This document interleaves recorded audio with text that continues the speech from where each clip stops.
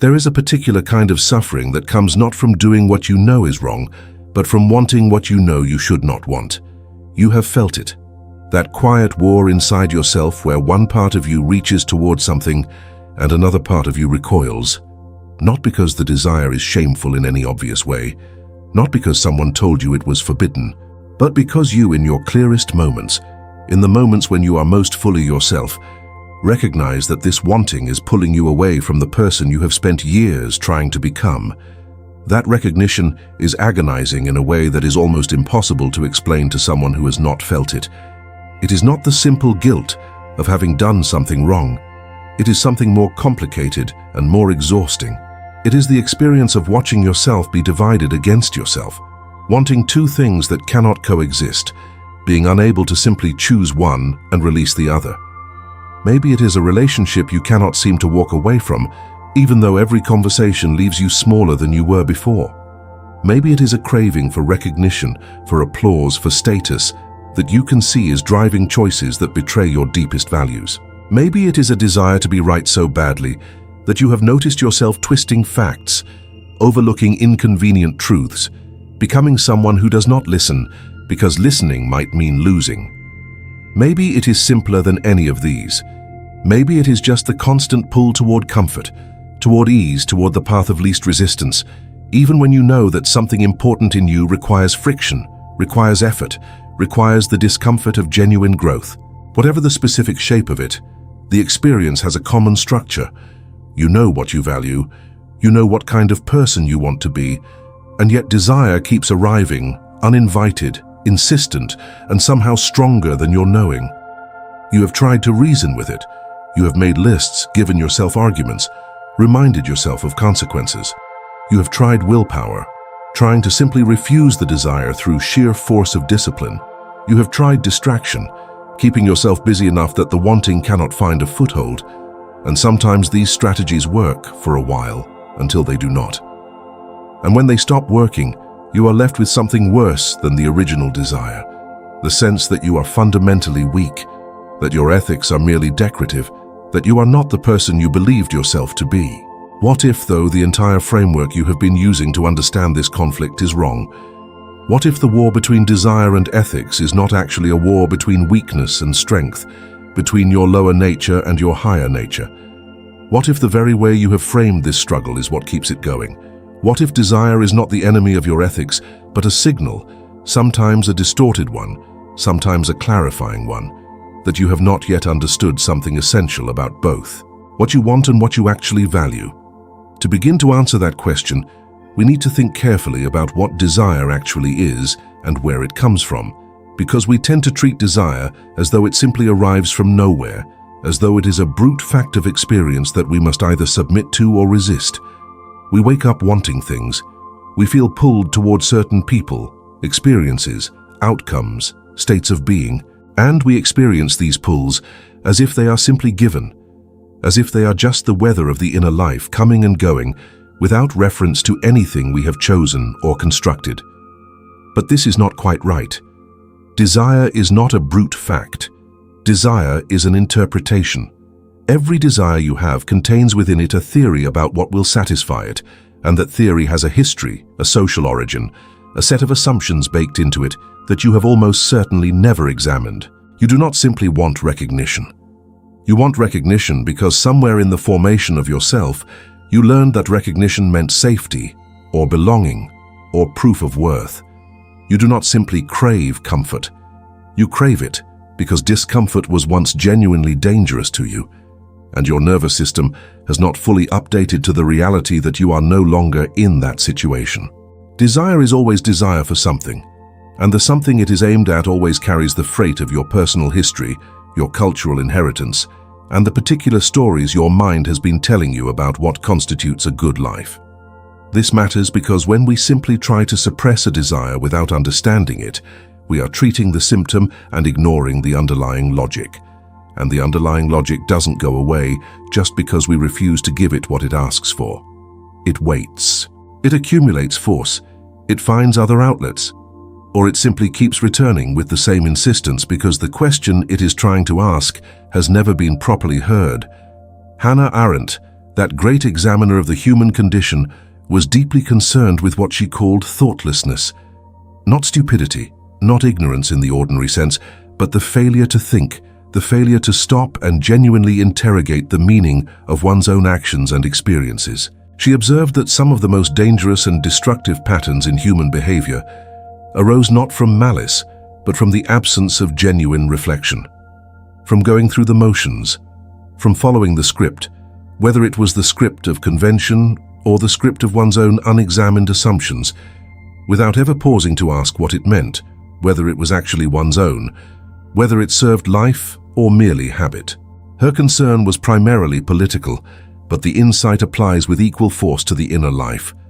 Much of our suffering around desire is, at its core, a form of thoughtlessness, not because we are careless people, but because we have been handed frameworks for understanding our desires that we have never questioned, and those frameworks keep generating the same painful conflicts, the same impossible choices, because they are fundamentally inadequate to the actual complexity of what we are experiencing. Consider the most common framework we use, the one that generates the war I described at the beginning. It goes something like this. There is a higher self and a lower self. The higher self knows what is right, what is good, what aligns with your values. The lower self wants what is easy, pleasurable, immediately satisfying, but ultimately hollow or harmful. Ethics belongs to the higher self. Desire belongs to the lower self. The project of a good life, then, is the ongoing battle to keep the higher self in control, to subdue the lower self, to refuse its demands through the application of reason and will. This framework is ancient. It shows up in Plato's charioteer, trying to rein in the unruly horses of appetite. It shows up in various religious traditions that ask followers to mortify the flesh, to transcend the body's demands, to purify themselves through renunciation. It shows up in modern self-help culture, dressed in the language of discipline, of habits, of identity-based change. And there is something real in it. There really are desires that, if acted upon, lead us away from what we care most deeply about. There really is something valuable about the capacity to defer gratification, to choose the harder thing, to act in accordance with a longer view of what we need. But the framework, taken whole, creates problems that it cannot solve, because it turns the inner life into a battlefield, and the battlefield is your own psyche. And you cannot win a war against yourself without destroying something essential in the process. When you frame desire as the enemy of ethics, you are setting up a dynamic in which every desire becomes suspect. You begin to distrust your own wanting. You second-guess impulses that might actually be wise. You apply a kind of internal policing that is not discernment, but anxiety. And paradoxically, the more you fight certain desires, the stronger they often become. The things we refuse to look at directly have a way of growing in the dark. The desires we suppress without understanding tend to find expression sideways, in behavior we did not consciously choose, in patterns that emerge precisely because they were never given the light of genuine examination. Arendt's insight about thoughtlessness offers us a different possibility. Rather than immediately moving to suppress or resist, what if we first moved to understand? What if we brought the same quality of careful, non-judgmental attention to a desire that we would bring to any other significant human phenomenon we were trying to understand? Not to justify it, not to give it what it asks for, but to actually see it clearly, to trace its origins, to understand what it believes, what theory of satisfaction underlies it, and what it might be trying to tell you about something that genuinely needs attention. If this perspective is opening something up for you, consider subscribing. I explore these territories every week, and I would love to have you along for the journey. There is a distinction that becomes important here, and it is the distinction between desire as symptom and desire as signal. A symptom is something that points to a problem. A signal is something that points to information. These are not mutually exclusive, but the orientation you take toward them matters enormously. If you treat a desire purely as a symptom, you are treating it as a malfunction, something to be corrected or eliminated. If you treat it as a signal, you are treating it as something that is trying to communicate, something worth listening to even if you ultimately choose not to act on what it says. The desire for recognition that keeps undermining your ethics. As a symptom, it is weakness, vanity, ego. As a signal, it might be pointing to a genuine need for acknowledgement that has not been met in healthier ways, a need for connection and belonging that has been displaced onto status-seeking because more direct forms of belonging felt unavailable or unsafe. Understanding this does not mean you should therefore pursue status without limit, but it does mean that the most intelligent response is not simply to suppress the wanting, but to ask what the wanting is really about and whether there is a way to address the underlying need that does not require betraying your values. This is harder than suppression. It requires genuine honesty with yourself. It requires sitting with discomfort without immediately resolving it. But it tends to actually work in a way that suppression does not, because it addresses the actual question the desire is raising rather than just refusing to hear it. I know that many of you watching this have been carrying this particular struggle alone for a long time. You have not told people about it because it is embarrassing to admit that you want things that are in tension with who you say you are, with who you genuinely are trying to be. There is something deeply isolating about this kind of inner conflict. It feels like evidence of a flaw that is uniquely yours. But I want you to know that this is one of the most universal features of human consciousness. The gap between what we value and what we want is not a personal defect. It is a structural feature of the kind of beings we are. Beings with histories, with bodies, with emotional needs that were formed before we had any say in the matter, and with values and commitments that we have developed through years of reflection and experience. That gap is not a sign that your ethics are fake or that your desires are shameful. It is a sign that you are genuinely complex, that you are more than one thing, and that the project of living with integrity is not simple, not finished, not something you achieve once and then maintain effortlessly.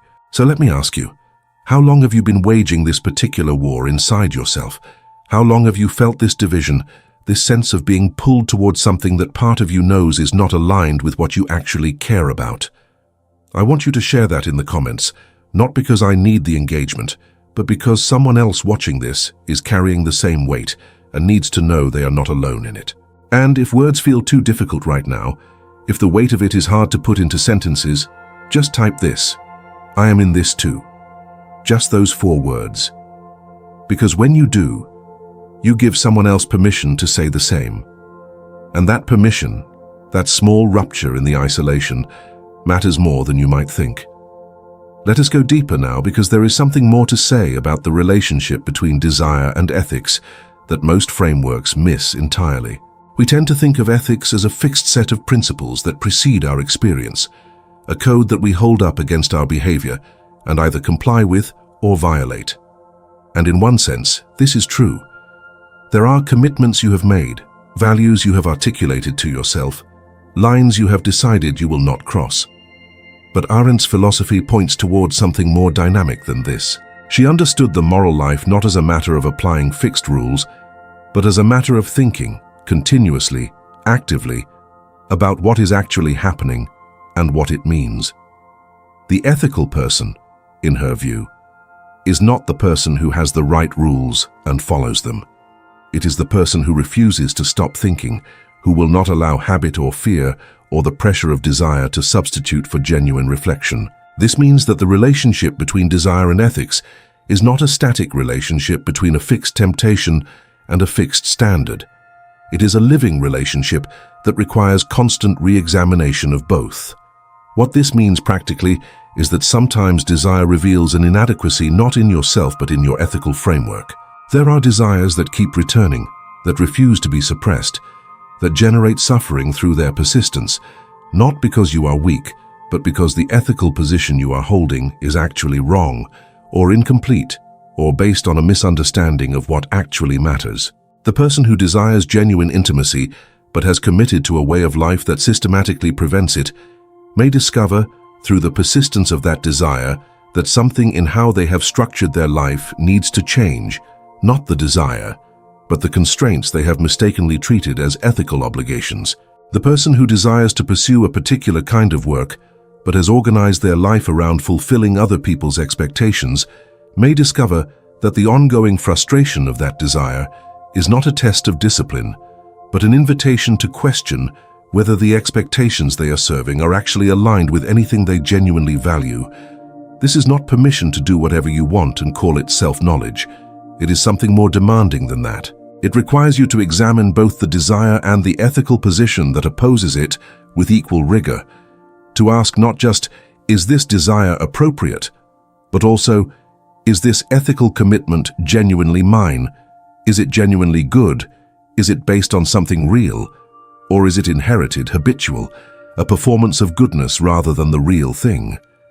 Arendt was particularly interested in what she called the dialogue with oneself, the internal conversation that constitutes genuine thinking. She observed that we are always, in some sense, more than one. There is the capacity for the self to become its own interlocutor, to question, to challenge, to respond. And it is in this internal dialogue that genuine ethical thinking happens, not in the application of rules, but in the willingness to keep asking, to keep examining, to refuse the comfort of easy answers on either side. When desire and ethics come into conflict, the invitation, the genuinely difficult invitation, is to bring both voices into that dialogue rather than simply declaring one the winner. What does the desire actually want? Not in its surface form, but at the level of the underlying need it is trying to address. And what does the ethical commitment actually require, not as an abstract rule, but as an expression of something you genuinely care about? When these two things are genuinely heard, when they are actually in dialogue rather than simply at war, something often becomes possible that was not possible in the framework of pure opposition. Not compromise in the sense of giving both sides a little of what they want, but understanding in the sense of seeing both more clearly, and from that seeing, finding a response that is more adequate to the actual complexity of the situation. Let me offer you an example of how this works. Imagine someone who has a strong ethical commitment to honesty. They value truth-telling. They believe rightly that relationships built on deception are fragile and ultimately empty.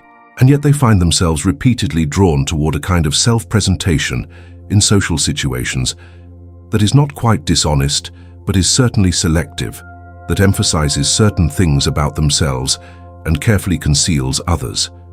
They notice this pattern. They feel ashamed of it. They try to stop it, but it keeps recurring. From the traditional framework, this is a simple failure of ethics. The desire for approval is overriding the commitment to honesty, and the person needs to simply be more disciplined about telling the truth. But if they are willing to actually think about it, to enter genuine dialogue with both the desire and the ethical commitment, something more interesting might emerge. Perhaps the selective self-presentation is not really about dishonesty as such. Perhaps it is about the deep terror of being fully seen and rejected, a terror that is entirely understandable given certain experiences in their history. And perhaps the ethical commitment to honesty, while genuinely theirs, has been applied in a way that demands a kind of rawness and vulnerability in every context that is actually not what honesty requires. Genuine honesty does not require you to expose your deepest fears to every casual acquaintance. The appropriate application of honesty is more nuanced than that. What this person might discover through genuine thinking is that the desire that seems to be violating their ethics is actually pointing to a need for safety that is real and legitimate, and that their ethical framework needs to become more sophisticated, more attuned to context, more able to distinguish between necessary concealment and the kind of dishonesty that actually damages relationships and betrays the self. This kind of thinking is difficult. It requires a tolerance for uncertainty, for not knowing the answer while you work through the question. It requires the willingness to hold both sides of the conflict with genuine respect, rather than immediately siding with the part that wears the costume of virtue. But here is what I have noticed, and what I think Arendt's work points toward. When this kind of thinking is actually done, when the dialogue is genuine rather than a performance of deliberation that ends where you knew it would end, the conflict between desire and ethics tends to resolve or at least transform in ways that simple suppression never achieves. You come to understand more precisely what you actually value and why. You come to understand more clearly what the desire is actually about, and whether it can be addressed in ways that align with your values rather than against them. And sometimes you discover that what looked like a conflict was not really a conflict, that you had been fighting a battle that did not need to be fought, because your understanding of both sides was incomplete. But there is another possibility, that genuine thinking can reveal, and I want to address it directly because it is perhaps the most uncomfortable one. Sometimes the conflict between desire and ethics is real. Sometimes the desire is genuinely pointing towards something that is in genuine tension with what you care about most, and no amount of nuanced thinking is going to reveal a hidden harmony. Sometimes you want something that you know with clarity would cause harm to others or to yourself in ways that matter. Sometimes the desire really is, at its core, an expression of something in you that is not healthy, not integrated, not aligned with your actual values, regardless of how much you examine it. And in these cases, the question is not how to reconcile desire and ethics, but how to relate to desire in a way that does not require you to suppress it through sheer force while still not acting on it. This is where Arendt's concept of the examined life becomes most practically relevant. The person who has genuinely examined a desire, who understands where it comes from and what it believes, and what it is really seeking, is in a fundamentally different relationship to that desire than the person who is simply white-knuckling it through suppression. Understanding does not eliminate desire, but it does change its force. When you see clearly that a desire is rooted in an old wound, an outdated fear, a misidentification of what will actually satisfy the underlying need, it does not vanish, but it loses some of its grip. It is no longer an imperious demand from an unknown source. It is something you recognize, something you can name and relate to with a certain kind of compassionate clarity. You can acknowledge its presence without being controlled by it. You can feel it without automatically following it. Not because you are white-knuckling, not because you are constantly at war with yourself, but because genuine understanding has created a kind of natural distance between the arising of the desire and the automatic identification with it. This is what contemplative traditions have been pointing toward for centuries, though often in language that makes it seem more mysterious than it needs to be. The goal is not to destroy desire through ascetic practice, not to transcend the body or the emotional life through some feat of spiritual achievement. The goal is something far more ordinary and far more difficult. It is to understand your own experience clearly enough that you are no longer driven by it, no longer at the mercy of impulses whose origins and meanings you have never examined.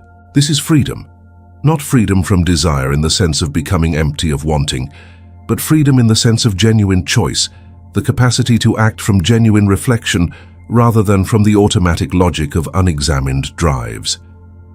There is something important to say here about the relationship between desire, ethics, and identity, because these three things are more deeply entangled than we usually acknowledge. When a desire seems to threaten your ethics, it is often simultaneously threatening your sense of who you are.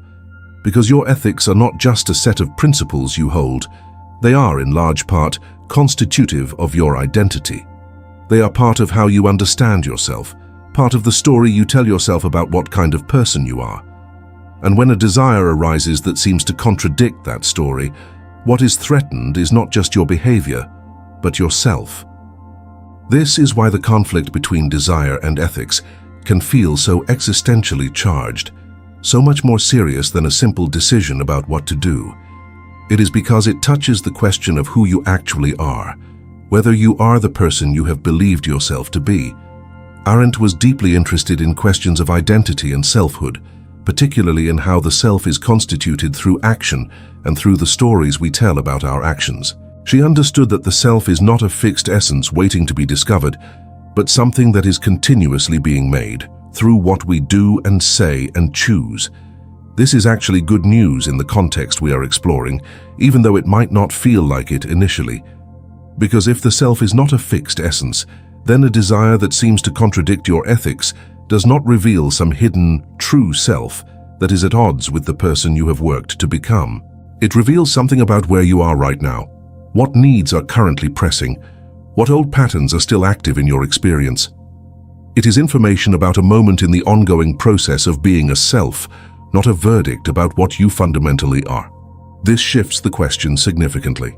Instead of asking, does this desire reveal what I really am beneath all my ethical pretensions, which is the question that generates the most shame and despair, you can ask, what is happening in me right now, and what does it need, and how do I want to respond to it in a way that is genuinely consistent with who I am becoming? That last phrase, who I am becoming, is crucial, because the self is not something you discover fully formed. It is something you participate in creating, through the quality of your thinking, through the choices you make, through the kind of attention you bring to your own experience. The person who brings genuine thought, genuine honesty, genuine care to the conflict between desire and ethics is, in that very act, making themselves into a particular kind of person. Not perfect, not free from difficult desires, but thoughtful, but genuinely present to their own experience in a way that constitutes a kind of integrity, even in the midst of conflict. If what I am sharing here resonates with something you have been carrying, something you have not been able to name clearly until now, I want you to know that you are not alone in this. There are many of us sitting with these same uncomfortable questions, learning to bring genuine thought to the places where we feel most divided. I create these videos for people who are ready to go deeper into their own experience, who are not satisfied with easy answers, who want to actually understand rather than just feel better temporarily. If that is you, consider subscribing. Not because you need another channel in your feed, but because this kind of exploration goes better with companions, with people who are willing to ask hard questions and sit with the discomfort of not knowing the answer right away. I will be here every week with another territory to explore, another layer to examine. And I would be honored to have you here as part of this community of people who refuse to stop thinking about what it means to be human and to try to live well. So if this feels right, hit that subscribe button and tell me in the comments what resonated most for you today. What part of this landed closest to something you are genuinely working through? I read every comment, and your responses consistently illuminate things I had not fully considered. Let me bring this back to where we began, because I want to leave you with something that is genuinely useful, not as a technique but as an orientation. You woke up this morning or at some point in the recent past, feeling that particular anguish of wanting something that seemed to be in conflict with who you are and what you care about. And perhaps you met that experience the way you usually meet it, with judgment, with resistance, with the exhausting effort to force yourself to be better, to want different things, to simply be the person you believe you should be. What if, just as an experiment, the next time that experience arises, you met it differently, not with immediate resistance or immediate capitulation, but with genuine curiosity? What is this desire actually about? Where did it come from? What does it believe will satisfy it? And is that belief true? And is the ethical position it is running up against actually mine, actually grounded in something I genuinely value? Or is it partially inherited, partially performed, partially a version of goodness that I picked up from somewhere and have never fully examined? These questions do not resolve the conflict immediately. They might not resolve it quickly at all. But they change your relationship to it. They make you an active participant in your own inner life, rather than a passive battlefield on which different parts of you fight for control. And that shift from battlefield to participant, from victim of your own desires to thoughtful witness and responder to them, is itself a form of freedom. It is not the freedom of having no difficult desires, of being beyond conflict, of having achieved some final harmonious version of yourself. That kind of freedom is not available to us, and the pursuit of it tends to produce more suffering than it resolves. The freedom that is available is the freedom of genuine engagement, of bringing your full intelligence and honesty to the actual experience of being the particular human being that you are, with all its complexity and contradiction and ongoing becoming. Desire is not your enemy. Thoughtlessness is. The desire that seems to oppose your ethics is not evidence of your failure. It is an invitation to think more carefully, more honestly, more completely, about what you actually want, what you actually value, and what it means to live in a way that is genuinely, not just performatively, your own.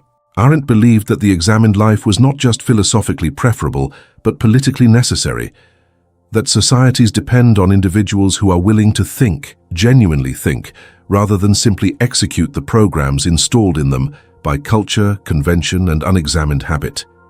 The same is true of the inner life. Your ethics need your thought, not just your compliance. Your desires need your attention, not just your suppression. And the conflict between them, as painful as it is one of the primary occasions in human experience for the kind of genuine thinking that makes you more fully yourself. So stay with the question. Keep thinking.